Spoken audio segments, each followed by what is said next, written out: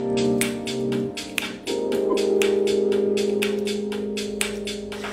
up, kids? Come on. Hey, everybody. Yes. What's going on? Happy Friday. Yes. Hey. Yes. It's heating up, y'all. It's heating. Hey, Swerving and Curvin. Yes. It's heating up, y'all. Come on. Yes. Hey, Greg, right now. Yes. Welcome. Come on. Happy Friday. Come on, Torch Dance Theater. What's going on, kids? Yes. Happy Friday. Happy Peace and Love Day. Come on. Every day is peace and love, as far as I'm concerned. Yes.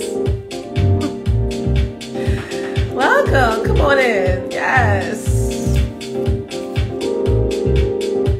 We throw up some photos while people are coming into the room. I'm my guest today. Yes. Hey, Lonnie Davis. Come on, Rozz Nash. Look at this queen. Hey, Shannon. Yes. Come on, kids. Happy Friday. Yes. Good luck with your shows this weekend, Shannon. Come on, y'all. Yes. Hey, Zachy the Barber. This is Miss Rozz Nash, my guest today. Yes. Let's see what else we have. Okay, boss lady. Doing it. Come on, y'all. A little more volume.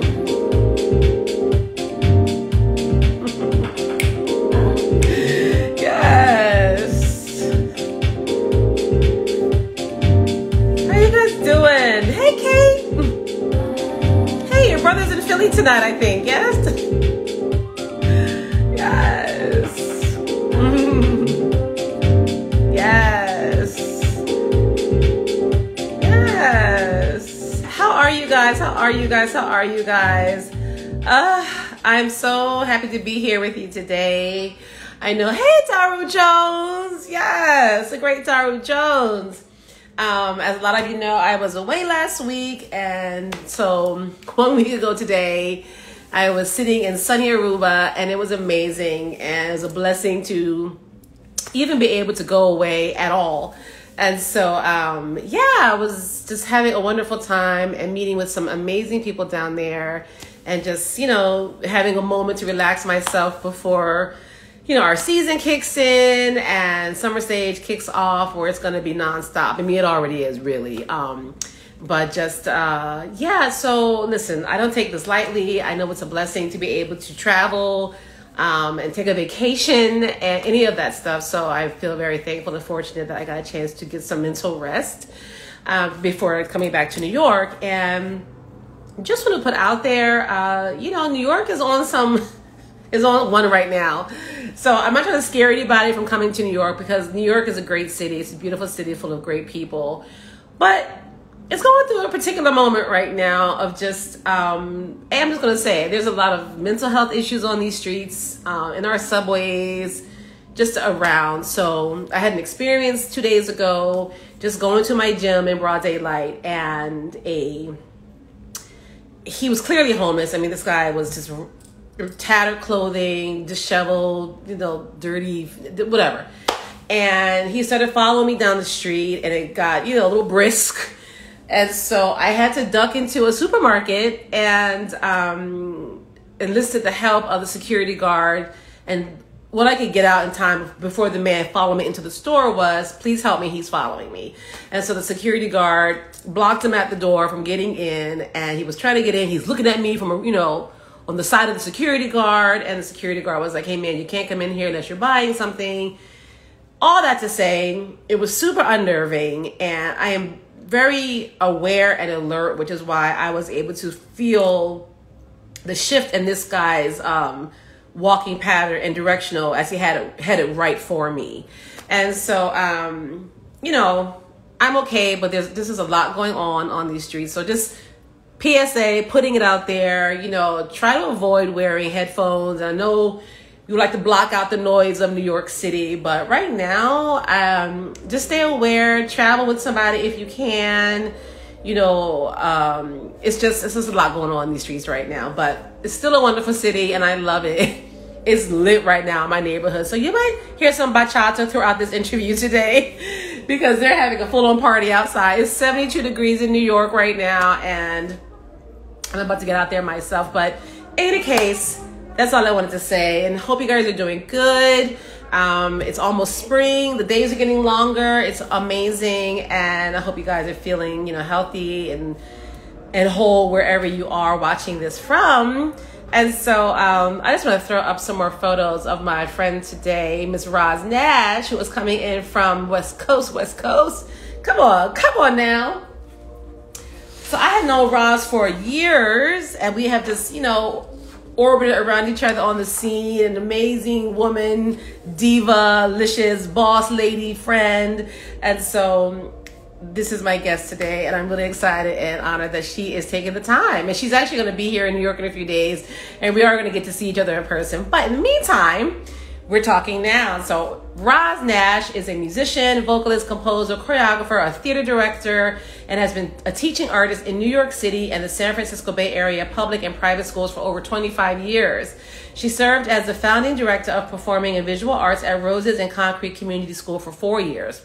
Previously, she was the artistic director and creator of the Brooklyn-based Caras Youth Contemporary Dance Ensemble, a youth-centered social justice and contemporary dance company, the Brooklyn Performing Arts Institute, a year-round arts academy for youth ages 13 to 21, and co-founder with our girl Imani Uzuri and Tomasia Kastner of WERISE, a women's artist collective that supported entrepreneurship and arts-based business startups. She has directed and choreographed musicals and dance performances for Columbia University's Varsity show, Marymount High School Theater and Summer Drama Camp, Puente Leadership Program, Off Broadway Acting School, and the Possibility Project, a national youth development organization. Rozz has facilitated music, theater, and dance residencies for arts organizations such as creative music programs and learning through an expanded arts program in over 50 schools in New York City for over 20 years. Come on, Rozz. Yes. She is also a partner and director of creative arts and programs one of Brooklyn's first multidisciplinary arts camps, currently in its 11th year stint. She is an internationally touring artist, having performed with various music groups, including Groove Collective, Slavic Soul Party, yes, Living Color, oh, and DJ Towatei, she'll correct me when she comes on, as well as her own projects, COULON, Red Lotus, and her children's music project, yes. Rozz is also a co-founder and former board chair of Art in Abolition, a Kenyan-based organization that gives arts education and life support to young girls that have been sexually abused and exploited due to poverty. Yes, come on, let's give up for Ms. Rozz, honey, doing it all for the children. So speaking of children, before I bring her on, 10 years ago, I was in Von King Park presenting a show out there, and Rozz, I dug up this picture, Rozz, came to visit me with her beautiful twins, Cody and Charlie, and her friend whose name escapes me right now. But this was in Von King. The babies, honey, look at us. Okay. And there's this whole story, I don't know if we're going to get into it today, about I don't know if you guys remember this, she was on the same floor, this is a whole story, it was in the newspapers, on the same floor having her babies at the same time Beyonce was. It was like a whole thing, right? But let me get out of there. Just one more fabulous photo, because she is such a queen diva, honey, just a queen diva. Yes, I posted this one earlier, just beautiful. All right, let me go out of there and bring in the queen, Ms. Rozz. Nah, this is going to be great. Yeah. Is she coming? Is she coming?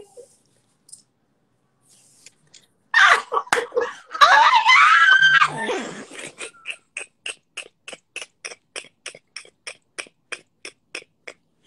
I can't with your ass. I can't. Yes, queen. I can't with you. Oh my God. First of all, that photo of us in Von King Park, and you're like with them babies, you're like, really? Photo? Listen, We was trying to get anywhere we could, and I heard the music in my backyard. I was like, here we go. We're going to pack up these babies. Why was I with Monique Martin yesterday? She called me and told me that you guys were together. And so after we spoke, and I knew she was out there, we caught up like yesterday, and I was like, oh, she's in California. She's in Oakland. I know if she knows if Rozz is out there now, and I was going to say to her, make sure you reach out to Rozz, and then here y'all go. Okay. She had the same, we was meeting with a friend of mine, and she told them the same story you literally just said. She was like, I was out at blah, blah, blah park, and Rozz rolled up with these twins, like, I'm just trying to do something. Right. Everywhere, child. I love it. So they're 10 now, right? Is that right? Honey, they are 10. Now, I didn't post older photos of them because I'm very, I'm conscious of people and their kids on social. I mean, and you post, I don't know if your pages are private or not, but my pages are private. They are. But right. These children.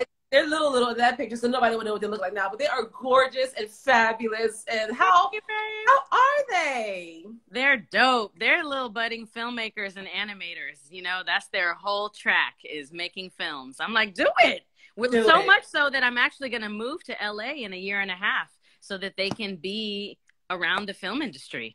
They've got the perfect mommy in you because you are so, listen, first of all, I love the fact that a lot of the guests that I've had on, including yourself, are multi-hyphenates. And I think back in the day, maybe it was an older generation, I don't know, but I know coming up after I left dancing, I was kind of nervous about saying, I'm a singer now, or I'm a this now. And it's like, everybody is a multi-hyphenate now. Okay, that's right. This and that, and this and that, whatever. Look, do it all. There's nothing stopping you. That's absolutely right. And it's funny you mentioned the WERISE, the organization that I co-founded with Imani, Uzuri and Tomasia, Kastner. And the impetus behind that was to empower women to say, I am this. I have chosen this for my life, and I do this. Whether or not you are financially, like stable from just singing or just dancing or just doing theater, doesn't mean that you're not a dancer or a singer or an actress. That's you right. absolutely are. And you've got to claim that. Yeah. So, yes, claim it. And I love all the because you invited me out to the school. It was in Brooklyn, right? And I, mentored and talked to some of your students about dance.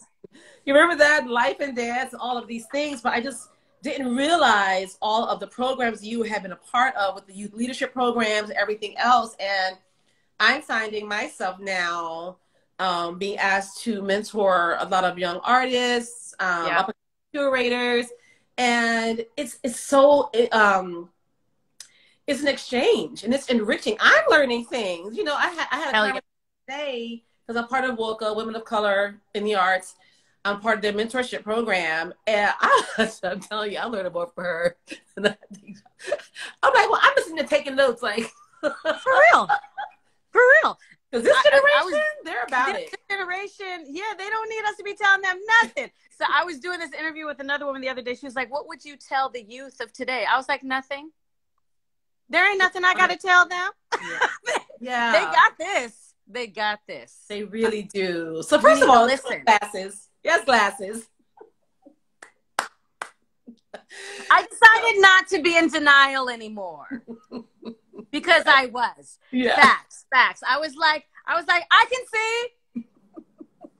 Right. I can see you. Yes. No, I couldn't. I've been blind since second grade. I've had bottle caps. So, it's been a lifelong journey for me with glasses. All good. But thank you for doing this. First of all, it's happy hour in New York. So I'm going to have a little sip real quick. Look. I'm going to be having that with you next time on Monday. Well, Monday. Monday. Yeah. We'll see you Monday. Yeah, we're It's going to be so much fun. So tell us how you are, for everyone just tuning in, where you are and what is going on. Honey, I'm out here in the town, Oaktown. Yeah. And Oakland, for those that, just a code switch, it's Oakland, California. And I grew up in San Francisco, so I'm a native here. I didn't know that. Yes, ma'am. I grew up in SF, in the city. My dad lived in Oakland, so I was always kind of back and forth. And then moved to New York when I was 17 to, you know, become a rock star. And was in New York for about 25 years. So, and then left New York to come back because I had them babies. And I was like, you know what? I'm not out here trying to raise twins in these snow-filled streets. It's not going to happen. This double stroller is saying no. Oh, no, right. It's saying no. Right. It's saying no to the puddles. It's saying no to just the cacophonousness of it all. Come on, cacophonousness. It was too much. And so we were like, let's take our happy asses to sunny California where we have family and can help us. So I've been here for the last like 7 years. But back and forth because, you know, I still run an arts program in New York every summer. So so I'm kind of, you know, trying to do that bi-coastal thing, which is cute. Yeah. And wait, and then you performed. I wasn't here, but you did a show the last time you were here, or at least in 2020, right? Did I? Didn't you came here and did something at the Blue Note? Well, I used to. So every summer I would do a Blue Note show, right? And then Christian left. Because you know how Christian used to book all of us. Oh, okay. He used to hold us down. Yeah. Christian used to hold us down, and then he left to do. I guess he went to book for someone else or something else, and that was kind of when we stopped playing at the Blue Note, and that was actually a couple of years ago. Okay, but I feel like you the came last back time at the show recently. Maybe it wasn't the Blue Note. No, child, I don't know. But you know, that is the thing, is that even though I found this kind of new pathway out here in California, which has been great, but I haven't been able to really flex my music muscles out here the way that I automatically do in New York. And so that's felt like a bit of a duality, like a bit of a, almost like half of me is still in New York, you know? And so I'm trying to reclaim that. And so also part of moving to LA with my kids is to kind of reclaim music and so that's the scene. Yeah, it's the scene popping in LA right now. Have you been recording at all, at least, or just writing? I mean, I've been sort of trying to just pluck along my guitar and just write some songs that I just kind of like write myself, but I haven't been recording anything. Yeah. You know, and it's just, I just feel like half of myself. I'm like, where's that other half of me that was dominated my life for so long? Yeah. So, and it's okay to take breaks, but I don't want to not feel like my entire self either. So I need to check back in with that. No, that's true, because again, with the conversation I was having with a young woman today, she's working in administration, arts administration, but she's also, you know, an opera singer. Yeah. And finding herself struggling with, you know, getting the work as an opera singer, taking a step back, all these things. And, you know, I was even taking my own temperature with that, because I haven't done a show with my band. Yeah. I think it was 2019, I want to say. And yeah, because it was our 20th anniversary tour. Yeah. Our reunion tour, one show. But it felt so good. Because I'm an artist. I love being on stage. We love rocking out. I love even rehearsing. I love every bit of it, right? Every bit of it. Some of my old bandmates, actually, they popped in. I don't know if they're still here, but Alex and John Marks, you know, we were all in a band together called Red Lotus. And I, you know, I miss those days. Those days of being in a dingy studio, just rocking the fuck out. Yeah. You know, I was thinking, you know, I got some job things coming up. We'll see. Like, even if I just do it for the love for myself, if I have enough money, just throw some people together just to do it. Just for me, you know what I mean? Like, I'm not at a point right now where I'm trying to get discovered, or, you know what I'm saying, I'm trying to go on tour and, you know, do a van tour. I did all that. Did it. We ain't doing that anymore. But I will tell you this. If I get a call from some of the folks I've worked with in the past, or even who I haven't, to do some backgrounds, girl, I'll be out in a hot minute. Yes. You used to rock it out with Gloria Gaynor, bitch. Yes, you did. Donna Summer, all of that shit. I know. Elsa used to tell me. I wish. But it's so funny, because I was actually talking with that queen yesterday. We stay in touch. It's really good. You know, I haven't sung with her. Oh my God, it's been a minute now. But I'm just glad that a friendship developed out of that as she, you know, moved on to different people and everything else, all good. And like, with Kathy Sledge, same thing. So, you know, yeah, no, she's amazing. She's doing really well, Gloria. I mean, she won that Grammy last year. Like, oh my God, so good. You know, and I got to work with her last summer. She actually did a show at Summer Stage in Coney Island. That's right.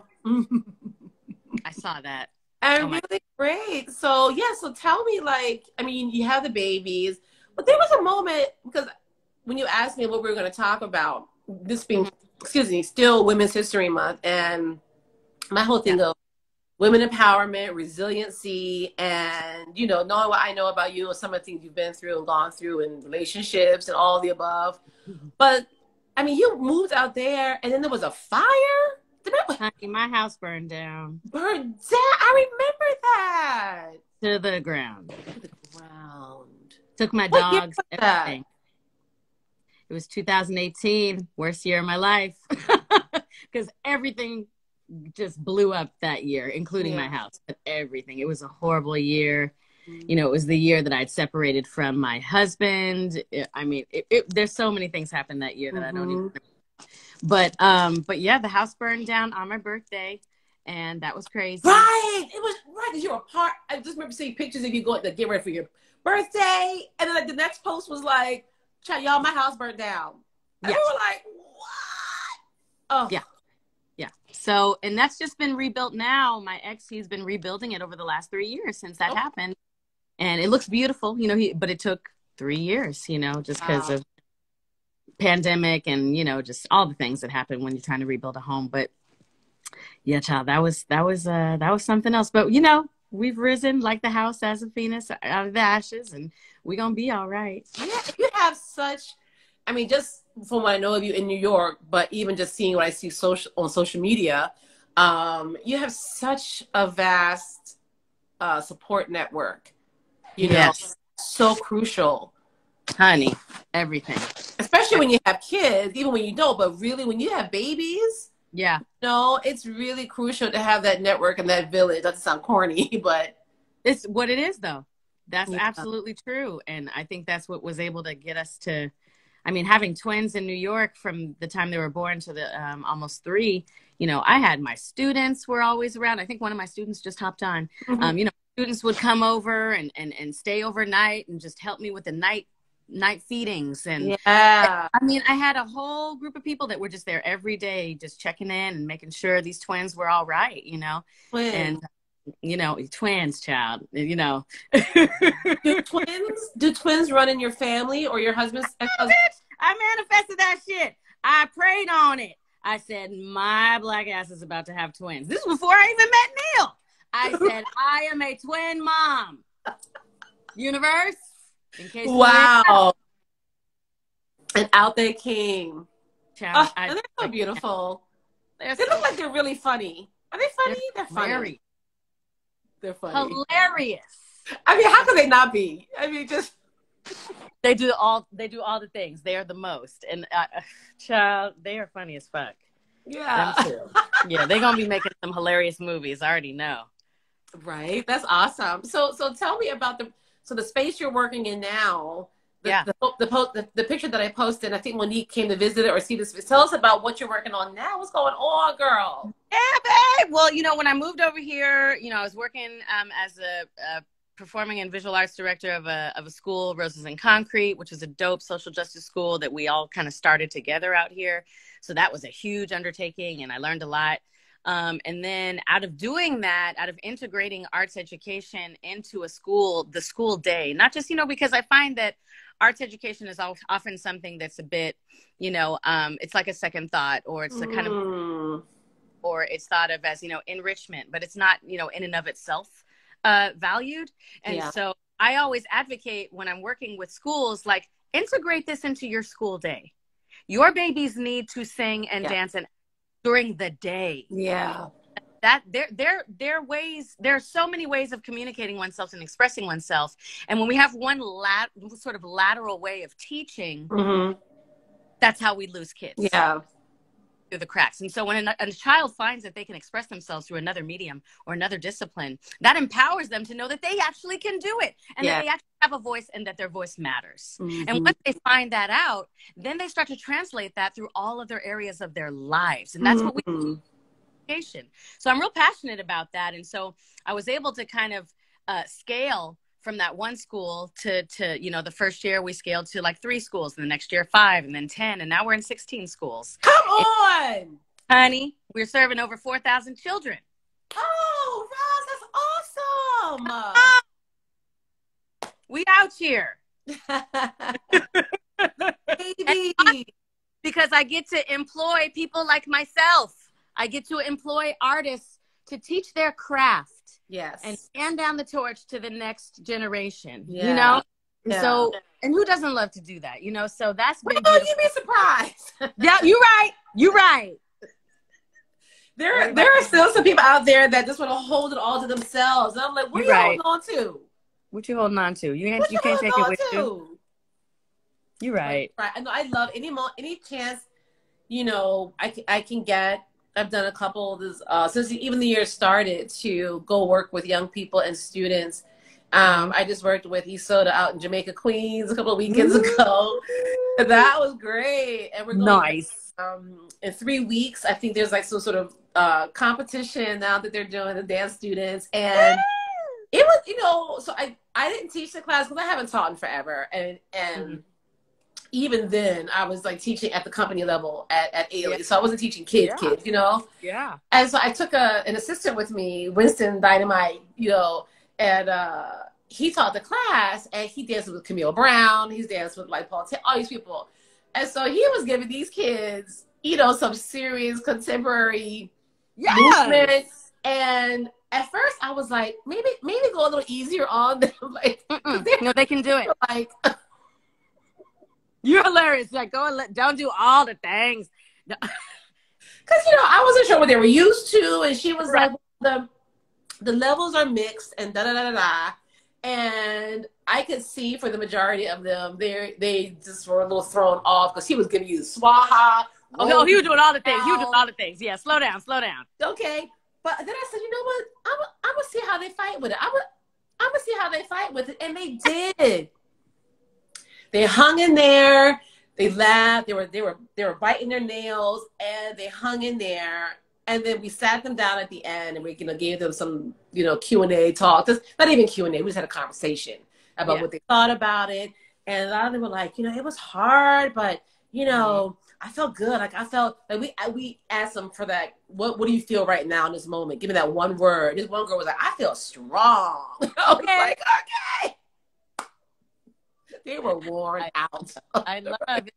Like working with young people. And that's really how, like, when I started working at El Puente, which is a Center for Peace and Justice in South Williamsburg, I was able to kind of revitalize a dance program that had kind of been started 20 years prior and then kind of died. Oh, wow. So it's kind of reinvigorating that program was amazing, and working with these young people. Oh, it was just everything, child. And like you said, you know, I learn often more than I teach, you know, and I'm the kind of teacher where I teach my students how to teach. A, because I want them to pass that shit on, and B, because my bitch ass is busy. Sometimes I have a phone call right now. Will you please take over and teach those dégagés? Right.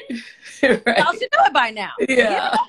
You know, so it's multi-purpose, but yeah. And so I started learning how to teach kids, how to teach when I was working on Wednesday. And then from that, we were able to kind of turn it into a larger program called Caras, which was the ensemble, the social justice ensemble that we would take a tour to different schools, and show them how we create dance as expression. You know, as expression of social justice issues, as expression of, you know, just social issues and things that we're going through as young people today, you know, and how to express that through dance. So that was so fun. And so now I take that kind of training with me everywhere I go. And that's kind of how I train kids now, you know. So tell me about, I mean, my goodness, we're still in it. And I don't want to say it's over because it's not anywhere near over. Yeah. But working through the pandemic. Yeah, man. Yeah. Hard, yeah, because we were in a lot of schools, but we're in person, you know, and so then we had to figure out all of a sudden how to turn it to a remote situation of distance learning. And so we ended up creating something called TPC University, because the People's Conservatory is the name of my organization, TPC for short. And we were like, well, what if we created like a platform that just had tons of videos and kids could access these videos at varying levels and varying disciplines and just put it on whenever. You know, that could support families, that could support schools, that could support people all over the world, because now it's not something that's relegated to being in person, so anyone can access it. Yeah. So we saw it as an opportunity to grow. Yes. Well, look at that. So we then, you know, created this platform, which was just ball busting. That shit was hard. Because it was like, we created like 200 classes. Wow. 200 videos. Just think about it. To conceive of, pre-produce, direct, have children in the videos acting and taking part in the video, then editing and then uploading it and presenting it to the world for 200 videos. Wow. And these were all on-demand videos. Yeah. Wow. And where did you film in that space? We had a space that we had lent to us at the time called Sullivan Community Center, which was great. So we did all of our classes there. And then, yeah, eventually we uploaded it all, and now we offer it as a program, as a thing that people can access, you know. But the place that I'm in now is new. That's a new venture. So this is what I want to talk about. So you got the People's Conservatory that people can find. If you guys go to my link tree, the link to the People's Conservatory is in my link tree. So please check that out and all the great work that Rozz has been doing with that. But tell us about the new thing that you're working on. Listen, now I'm trying to be like Miss Danny G. I'm out here presenting motherfuckers. Right. Wait a minute. When is your birthday? Aren't you a Libra? Yes, bitch.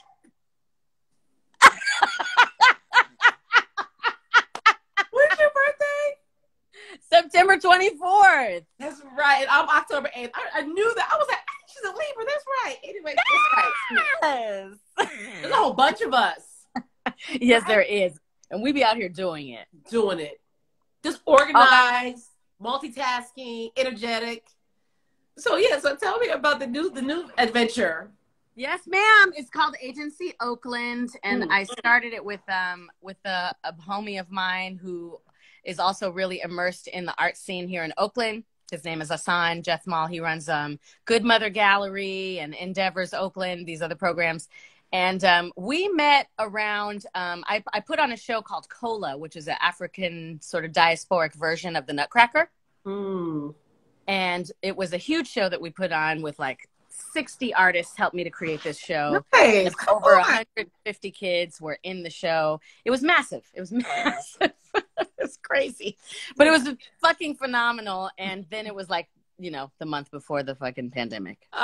So we haven't been able to do it since. So I'm hoping to do it this December, because everybody's been like, when are we bringing Cola back? I'm like, we're bringing it back, y'all. Because we're trying to make that an institution. But I met him through that. He saw it and he was like, oh my God, what can I do? How can we get Cola into more people's eyes? Like, how can we stage it somewhere? We're talking about the Paramount Theater in Oakland, all these different places. And so we became friends, and he was able to find this space that we're in now through some developers that had bought it. And it was an old cotton mill, girl. Really? The whole thing was a cotton mill in the 1800s. Wow. And I stepped in there and I could feel, the stories in the walls. Yeah. Right. And in the brick and in the concrete. And I almost felt compelled. I felt even more compelled to be there.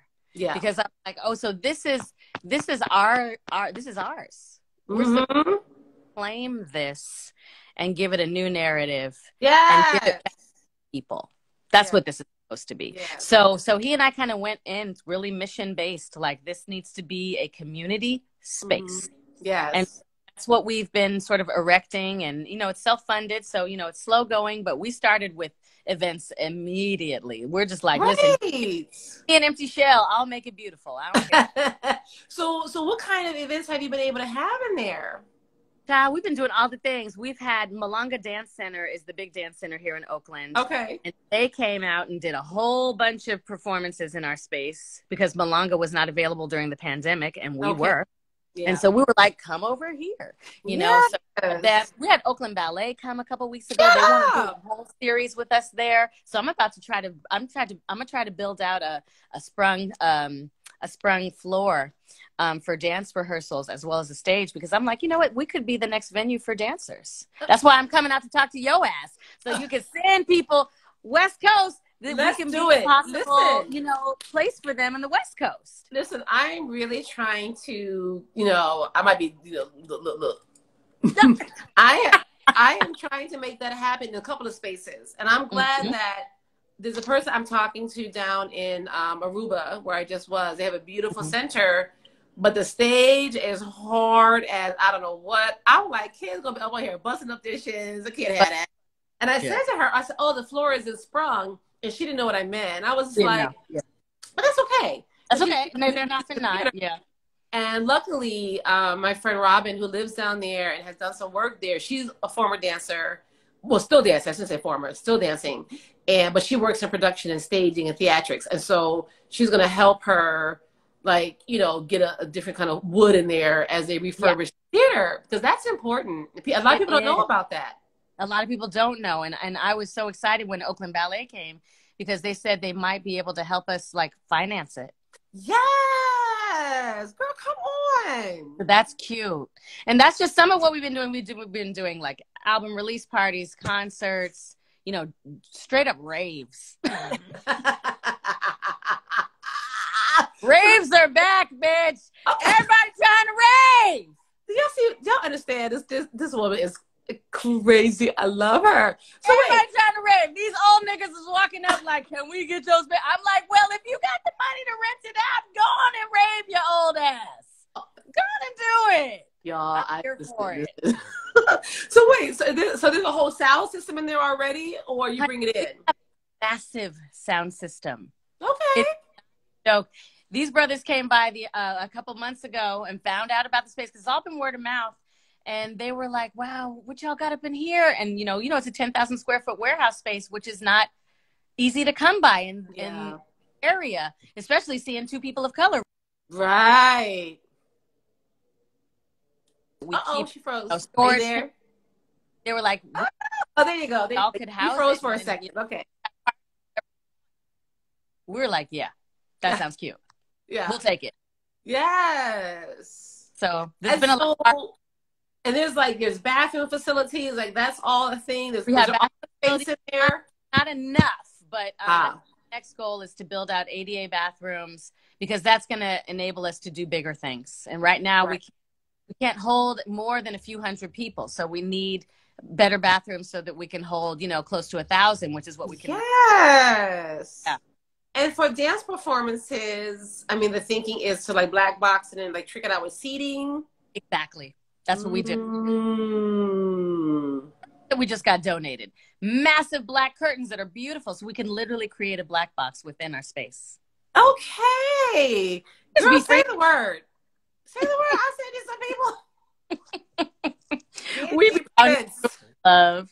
And I brought Monique the other day. She was like, what in God's green earth?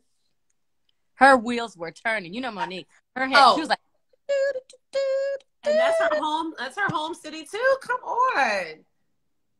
Yeah, she's about it. She said she might pop on here. I haven't seen her yet, but she knew I was talking to you. She was like, what?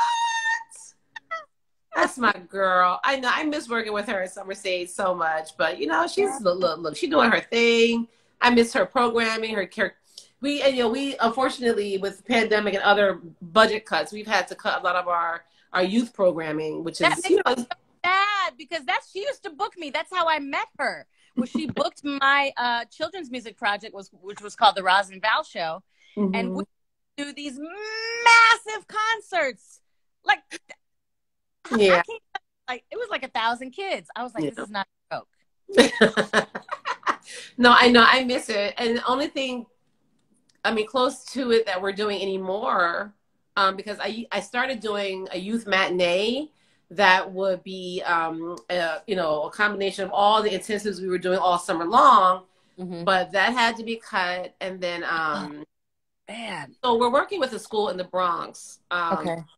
for internship program to introduce, you know, young people of color to working in the arts behind the scenes. Okay. Just to cultivate, you know, BIPOC kids into creative roles. And behind, I mean, because, you know, producers, stage managers, contract administrators, all these things that, you know, we need to be up in there. Yeah. Okay, we need to be up in there. We do. That's true. I can't wait to get out there and see the space. Oh my God, I can't wait. I was thinking about coming out there. A friend of mine is premiering Dwight Roden with Complexions. Bitch, I hate you. I hate the way you just be saying stuff like that. Like every nigga on here don't know who Dwight motherfucking Roden is. What's wrong with you? Girl, I would have to put a not safe for work label on this. I know, I'm a potty mouth. I'm a potty mouth, but I love Dwight Roden. Yes. So he's premiering a ballet with San Francisco Ballet the first week of April. Yes. I'm trying to get out there. My budget is tight right now after spending all that money in Aruba. I'm trying to make it work. Yeah. Wait, okay, when? Oh Lord, I'm in Kenya. What are the dates? I think opening night, the premiere night is April 6th. Okay, and it runs till? I'm not sure. That's as far as I got, because I wanted to be there for like the premiere. So they might play it again throughout the season, whenever those dates are. But that's the premiere of his ballet is that night, the 6th. Okay, what's it called? I don't know, actually, but I do know that this is his second ballet with San Francisco Ballet. Oh. And because the first one, I guess, went so well, this time he's getting a chance to work with more principal dancers in the company.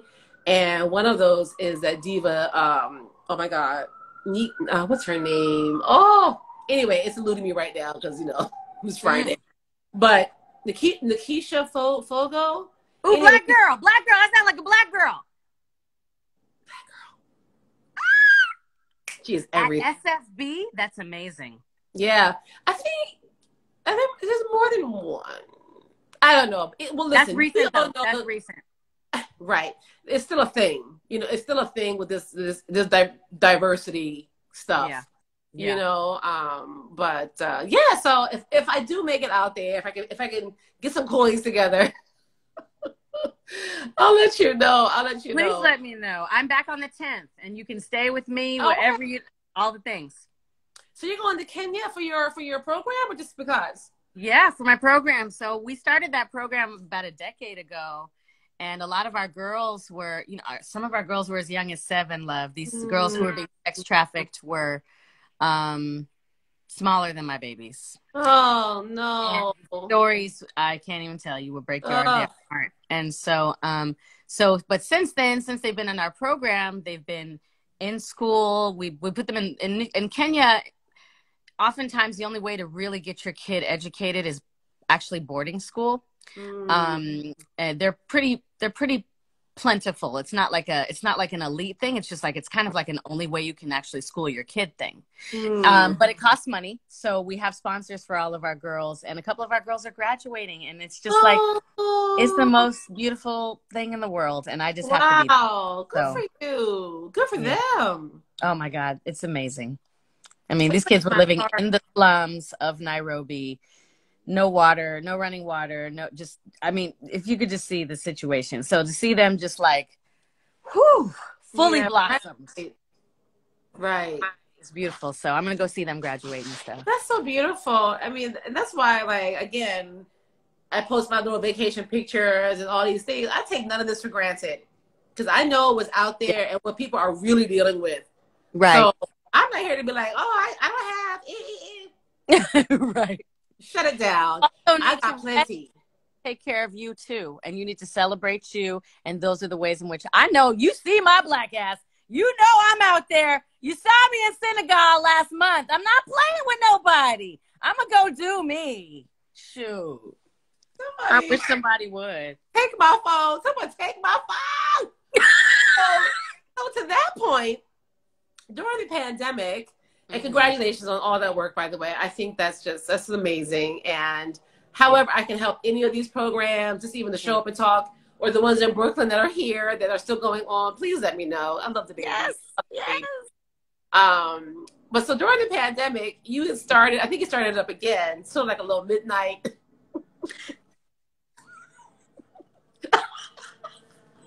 Dear Rozz Love. Yes, I did.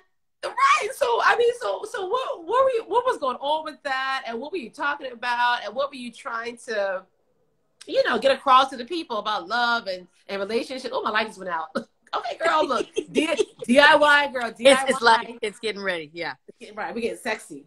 Child, listen, I'm in my midlife renaissance. And yeah, there's no crisis here. There's no crisis here. Yeah. It's a rebirth.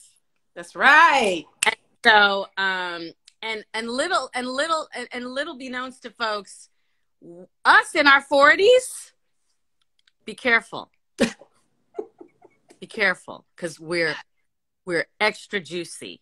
Oh my God. You know what I mean? We're extra juicy. Y'all, are y'all listening? Y'all taking notes? And if you know, you know. Yes. Some people don't know and they're missing out. The people who know, they know. And I found out that, my level of sexual prowess was fairly high. Mm-hmm. Mm-hmm. And so I'm out in these dating streets, and I've been out in them for a minute, having a good old time. I have a full-on hotation, and the hotation is it's robust. I'm going to say that. I'm going to go ahead and say the hotation's robust. And I like it like that. Great. Mm-hmm. It's Great. Cute. It's cute. It suits me right at this point in my life right now. Right? I'm not going to be like that forever. And the hotation is international. Okay, come on. Let's not get it twisted. Right. It's all, here and there. Yeah. So I'm just talking about that. And I'm just talking about love and romance and, what it's like to date during a pandemic and just all the things. And I'm actually getting it started back up. I just haven't had time to get on the damn IG live. Yeah. But I'm getting Dear Rozz Love started again. And I'm calling it Domva, which means dine on my vagina. Because that's what people should be doing. Hello. People should understand. Dining on the vagina. What about Fanny got me all heated up in here? It's a real thing, and more people need to explore it. That's real. Because, yeah, it really is real. So I'm out here to educate.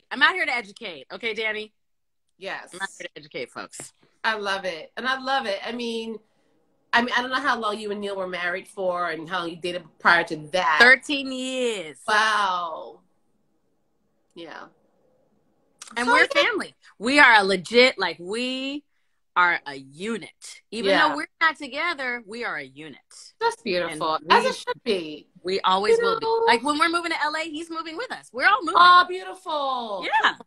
We all got to be together. We're that kind of family. That's beautiful. That's really beautiful. One of the woman I was talking to earlier today, she was asking me about, because she's still in her young 20s and, how to navigate, relationships and the arts and all this and having kids and and what was my path? And I just said to her, look, I was real. Like I was not in a solid enough situation that I felt like I wanted to bring a person into this world with these people, unfortunately. And growing up as I grew up with a single mom and 2 daughters and all these things from the age of 5 on. And, God rest my dad, but he wasn't around, know, or financially. So I made a very conscious decision in my teens that if I were to ever have kids, I would want to be married. And even if we didn't stay married, I would want to be with the kind of person that would still be in my child's life. Yeah. And be that daddy and financially support all those things. And so I never got there. And I had just had to make a decision for myself. Well, are you going to be okay to not have kids? But also, I'm an artist, and I really was not ready to not be an artist and not to sacrifice my first love. And so if that meant that I had zero at the end of the month and I'm, living off of crackers, that's okay for me. For you, right. I'm not going to bring a child into that. Right, I get it. And so by the age of 42, 3, 4, 5, 6, 7, 8, 9, 10, right, it became really clear that I probably was not going to have a child of my own doing. And I'm okay with that. I really am, because in my mind, it's about the human being. But I think you guys are doing beautifully at it. I think, you are creating and shaping a human being. And what's fair for the child? It's what's fair for this human being. And so I'm good. So that's why I love my little babies out in the world, That's right. And that's okay. And so I'm 53 now, and I'm like, I'm good. Fierce as fuck. I can do what I need to do, but I'm really calm and confident in my decision. And I just said to the young lady, I said, well, whatever you decide to do, just because listen, parenting, I don't know, obviously you had twins. It's going to be stressful enough. And if you don't have the support or the resources, like I see some of these things around me and I'm just like, oh my God. A lot. The babies. I know. These babies. I know. Yes, babe. I feel you. But you're out here doing these things in these streets and you're meeting. I'm out here doing these things in these streets. I'm not one of those mamas where I'm not home knitting, bitch. I'm not. And then a lot of these people out here just like, oh, it's late. It's only 10, 11, 12. So wait, but I'm still New York out here in these Oakland streets. So I just, I can't help but be out. As someone who is currently in what's the word when you're like with somebody and you're a monogamous relationship, and not, I'm good with that. It's 5 years in, all good. Your cute little white chocolate. He cute. He's so cute. I can't with Jordan. He is cute. Isn't he cute? Yeah. Okay. My little Slim Shady. With the hair, girl, the beard. I love it. Beautiful. But I never was, that person that dated really, kind of like a serial monogamous. Got it. I tried one summer to date 1, 2, 3. It got a little messy. Okay. They were catching feelings, getting mad. I was like, but what is, I just hear from my other single friends, dating in these streets today is just, it's a mess, and expectations and the dating apps. What is going on in these streets? Oh, girl, there's a lot. It's a lot. That might be and people don't. And then you're trying to the new question is not do you have any STDs? It's do you have COVID? So we're almost like, oh, you only have gonorrhea? That's fine. Right? That's crazy. Oh, gonorrhea? Okay, I can't die from that. But I can work with that. So so that's a big part of the navigation. Right. Is this COVID layer. Because not only is it whether or not you're gonna transmit it, but it's almost where you stand. Right? Because we've seen it in the last 2 years. Friendships and families have broken up over, I'm on this side and you're on this side of the equation, and I don't believe this and you believe that, so fuck you. And people's relationships have been torn apart. Yeah. And it's no different with dating, because you'll be having a conversation with someone, and if one person is like, I got to be masked up, and another person is like, I'm out here in these streets and fuck a COVID. It's like, well, then we're not. We might have been really well matched in every other way. Right. And because of this one way, I got to be like deuces, So it's like an interesting layer. Yeah. To navigate. But two couples. They're still together for now. But where one is super anti-vax one got the shots and the booster. Mm-hmm. But I mean, things are starting. You'll see when you come. Things are opening up now. You don't have to show your vax cards everywhere. Theaters, you still do.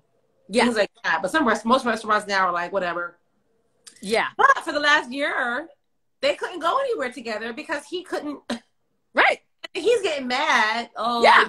It's like, You made a choice. Your ass don't want to do it. Stay your ass at home. You can see what side of the coin I'm on. But yeah. I mean, I'm really, that's real. And I'm really glad that both me and John are like so eye to eye on all of that stuff. That's good. I mean, I've been, knock on wood, this whole time. I haven't caught it. I mean, I feel like I'm Neo, just like. Right. He got it early on, like when we first got back from Aruba in 2020, March. When we first got back. Mm-hmm. Because we weren't sure what the protocols were. No one was wearing masks yet, really. Right. But yeah, that's a thing. That is a thing. It's wild. You almost, it's funny. You almost find someone who feels the same way about you do. And it's like, all the other factors no longer matter. It's like, I don't even care what you look like. But here's the thing too, like when we were coming back, even though things are opening up, you still have to read. We're still living in this thing, right? We still are in it. Yeah. Theaters, some restaurants. Yeah. USA. We're online, coming back. We're in the airport, leaving Aruba. Yeah. USA, who had the most cases, a lot of cases, they're like, you can't come back here unless you're negative. I'm like, what? But whatever. Okay, fine. Yeah. Family online in front of us. Husband and wife, 3 little kids. And the person, before you get to the checkout counter, is coming down the line saying, please make sure you have your test. And you had to have it within 24 hours oftentimes. Right. So we had ours. I was feeling all good. My little digital. I was like, okay.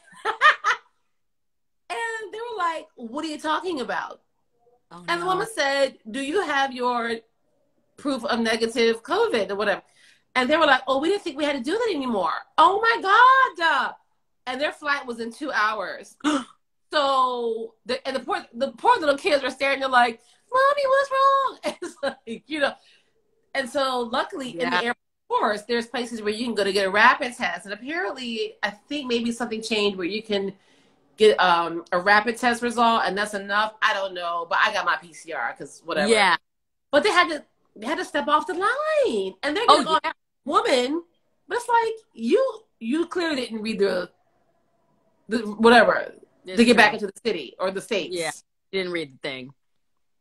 Because I was out there in Senegal, bitch, in the middle of the bush, having people, I had a motorcade pull up to my little hut to do the test because I knew I was getting on the plane the next morning. I was like, they did some shit. But I had to figure it out. But you gotta do what you gotta do. We gotta work through it. We gotta live through it. My only concern though with New York especially and other places, whatever, is that a lot of the theaters, as I just mentioned, are still going with you have to show your proof of vax and mask. Folks don't read. And so when you buy your ticket, it pops up on the screen in most of these places. And I get so concerned that people are going to show up. Like, I've seen it happen, even at the Joyce, back when things were, like, at the height. Getting online, waiting to go in to see something. And this family had to get turned away because they didn't have, their vaccination cards. This was like a year ago. And so I don't have any sympathy. I don't have any sympathy. None. Because we all know what we've been having to do all this time. People need to read. But they don't. They don't, Rozz. They don't read. And take your ass back home. So, right. So I really can't have sympathy for those people, but who I have sympathy for are the theater workers. Yes. So are they going to have to deal with these assholes that want to get up in their faces and are mad because they didn't read? Yeah. That's what I'm worried about. Listen, I have extreme auntie energy. So I enjoy telling a motherfucker and take your ass back home. Yeah. And I enjoy it. Yeah. So But I get it. Some people are not built for that. I happen to be. Yeah. I mean, all the listeners. I'm literally running an event space now, and people roll up with all kinds of things. Right. Like, until you show me that vaccination card, you can walk your happy ass right back down. Right. You don't have to. Yeah. And even with flying, I mean, coming back from Aruba, you know, you have to have it. They set it out how many times as you're boarding. Please make sure the mask is up. Guy sitting next to us, he kept putting it like down here. You know what? Girl, I can't even with that. I know. And so we were in the exit row because, you know, more space, all this other thing. And so the flight attendant, he came over to like make sure we could help if something went down the plane. And so I looked up at him real quick and I was like, right. Look. Because if I gotta sit here sweating behind this mask, you know, trying to breathe, so does he. So he said to the guy, sir, but he was standing right in front of him and didn't, he was like, sir, can you please? Oh, yeah, my bad. But every single time he walked away, he would pull it down. I'm like, you know what? You're not a rebel. Right? That's what they think they are. A trend. You're not, you know, I'm going to show them. That's so annoying. It's so annoying. It's so annoying. Honey. And on top of it, he was man-spreading into my, you know, my lane and where my... Oh, I hate the man-spread. Oh, honey. And you know, JetBlue has now I'm just being nitpicky. You know how JetBlue has the free snacks? Yes. He kept getting up like every 10 minutes to get some snacks. Get more snacks? Girl, out of the cabinet. I was like, if you don't put those cheeses back...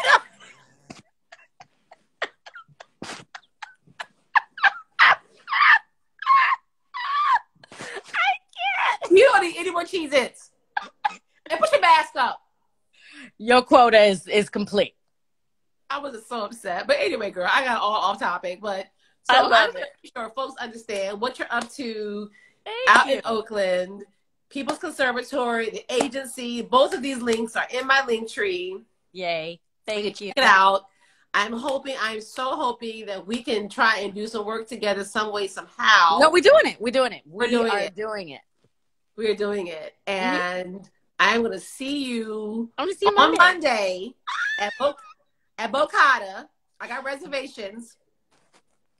Because, you know, I mean, I don't know what it is about. I love making a reservation. I just love making a reservation. I don't know what that is. It feels very grown. Right? I feel very grown these days. I do too. I went for high tea the other day. I felt really grown. It did. So listen, when you start up your Love Rocks midnight show again, it's happening. Get ready. It's time. Come on, so we can. Because these night out. I mean, we out here in these streets, and there's certain protocols, and we got some new ones, and you just need to know what they are. Okay. I'm just here to educate the masses. That's what I'm here for. Just here to serve. Just here to serve, Jenny G. Here to serve. So anything? Yes, Rozz, love the glasses. What's that? That's my girl, Lauren. Hey, Lauren. Lauren's fierce. Yes. So anything else for the children before I let you go? Anything else you want to tell us about what to look out for, what to expect, what to support, what's going on? About to get this music going, Danny G. Get it going. I'm about to get this music going because it's been a bit on hiatus for too long. Yeah. And so that's what I'm excited to start working on. I was telling Lauren the other day, we were talking about film and TV, you know, because I've been in this industry for a long ass time, you know, and I've hit a lot of milestones that I'm really, really proud of, you know, touring and the records and all the things. But I haven't written enough for film and TV, and I feel like that's my next area. That's where I want to hit that next, and that's part of the LA move, you know. And I was saying to Lauren, I was like, you know, a lot of my friends who are in LA and have been holding it down right out there in the industry, you know, have really, you know, they're the cream of the crop now, so they're making decisions now. So they're like, Rozz, what you doing? If you want to put music in this film, you better come on and send me some music. And I'm like, oh shit, is it that easy? What am I doing? So I'm like, no, let me go ahead and answer this call. Let me go out here and see what this is about and see if this is right. You know, look, it don't hurt to try. So I'm gonna get out there. sometimes I get, do you have problems like, what's the word I'm looking for? Not calling on favors, but exploiting your connections. And I mean, exploiting the good. I am very much about, because I know people know that they can call me for anything. Mm-hmm. Because we have set that kind of a relationship. We have built that kind of a relationship, and understanding that if something comes up and somebody needs to call me for something, they know I got them. Yeah. They know I got them. Yeah. Yeah. I'm getting better at it.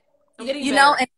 So I have no problem saying to somebody, hey, I'm really interested in this. What do you think? Or who do you know who's involved with blah, blah, blah? Because that's how we're supposed to be.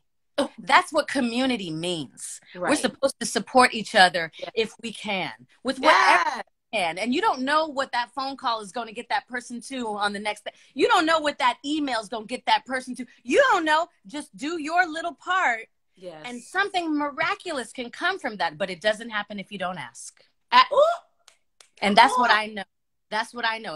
If I keep my mouth shut, well, I ain't getting fed. Right. I ain't getting fed. No, it's true. It's so true. Yeah. Yeah. I'm getting better at it. I'm really getting better at asking. Do it, Jen. Danny, everybody love your ass. You better cut it out.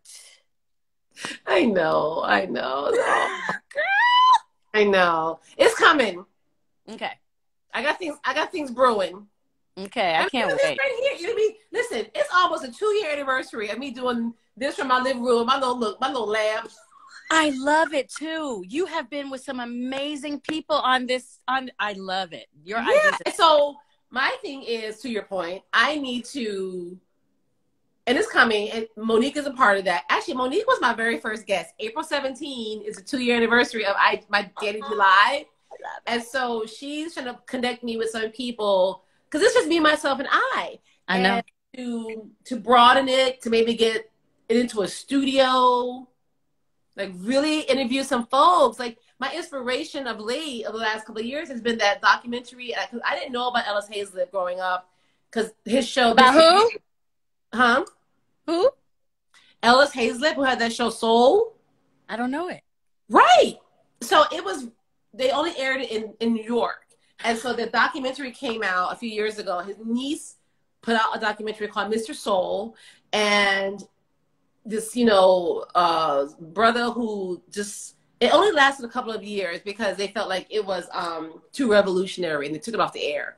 And so, but he covered everything in the arts, not just dance. And I've done mostly dance artists on my show, obviously, because, but, I want to cover music. I want to cover actors. I had Jessica Care Moore on, which is fabulous, So if you get a chance, I think it's on HBO Max, Mr. Soul. Mr. Soul. Okay. Yeah, and Melissa Hazlitt is his niece, and it's her documentary, and it's really Soul, right? And it's just amazing. And the first time they showed it in New York at a free outdoor show, Jill Sternheimer, her amazing self at Lincoln Center Out of Doors, and they screened it. And there's a part in the film, I think it featured Donny Hathaway. Okay. So Layla and her sister did the after concert. Oh, it was amazing. George Faison was there. They're all in the film. What? They're all in the film. Mm-hmm. Gary DeLoach. Oh, it's amazing. It is on HBO Max, right? Thank you, Lukumi. It's HBO Max. Oh, yeah. Find a stream of it. Check it out. It's really powerful. Oh, thank you. I will. Look at our boy Questlove with Summer of Soul, girl. Take that was great. Awards. Okay. He did that. He really did. Come on, Philly. Yeah, that was. He's about to win the Oscar. He was to win the Oscar. I want to have a viewing. I want to have a social media viewing party for the Oscars. That sounds cute. That'd be really cute. I love it. When the fuck are they? They didn't pass already? No, they're coming up, and so Summer of Soul is up for Best Documentary. Oh my God. He just took the BAFTA. See. Okay. Come on with it. Come on. I've known Questlove since he was in 4th grade. Okay, talk about it. Just cute. Yeah, he took home the Sundance Vanguard Award last year. I mean, just so proud of him. Just proud. Yeah. So Amazing. anyway, I go on Well, you topic. should do that. I love that. I will watch with you. So go on and publicize that, please. Yes. Because, you know, with Instagram, I think you can still do it where you can have like 4 people on the screen at once. Yeah. I've been wanting to do that with somebody. So it could be like you, me, Mo, and somebody else. Oh my God, that'd be so fun. Oscar night. Right? Oh my God, that's cute. That'd be really cute. Okay, I'll let you know if I can get it together. Okay. So I'm about to go downtown in these streets. Well, now it's light out, so I feel okay. But I'm going to You said 72 degrees. Was you lying? Right. I'm going to see some dance tonight. I can't wait. Yeah, oh my God, I can't believe the weather's fun. so nice. Yeah. Yes. I can't wait to see you on Monday. Yes, babe. I'm excited. I'll meet you there. Thank you for doing this. Thanks for having me. I love you. Good luck with everything. I love you too. I can't wait to see you in person. We can look, really dig in. Okay, we're going to do it. You already know what we're going to do. You already know. Okay? You ready? You ready? We're going to do it, bitch. You better be ready, bitch. Y'all. All right, my love. Look, safe travels. All right, thanks, I babe. will see you on Monday. All right. Oh my God, yes, Miss Rozz Nash, y'all. Y'all understand? Y'all understand? Women doing it. Sisters are doing it for themselves. I don't know. Anyway, that was awesome. Thank you guys for watching. That was Rozz Nash. Please go to the links in my bio for her organizations, the People's Conservatory, and the agency to find out more of what she's working on and what she's up to. And please support all the philanthropic work that she's doing for the young folks around the world. For real, for real. So, yes, stay blessed, stay happy, stay healthy, stay safe. Prayers out to all around the world, you know, just going through things everywhere, Ukraine, Palestine, just everywhere. Just prayers up and good vibes, good vibes, good vibes. So thank you guys for watching. I'm so excited. My guest next week is a leading dancer with the Martha Graham. Oh, hey, Monique. Oh, my God. You just missed Rozz with the Martha Graham Dance Company. So more to come on that. Mr. Lloyd, he is a fabulous dancer with the Martha Graham Dance Company. So I am really excited to have Lloyd on next Friday. So I will see you next week, and I am headed out to see Monique. You'll be able to watch it as soon as I log off. Yes, peace will win.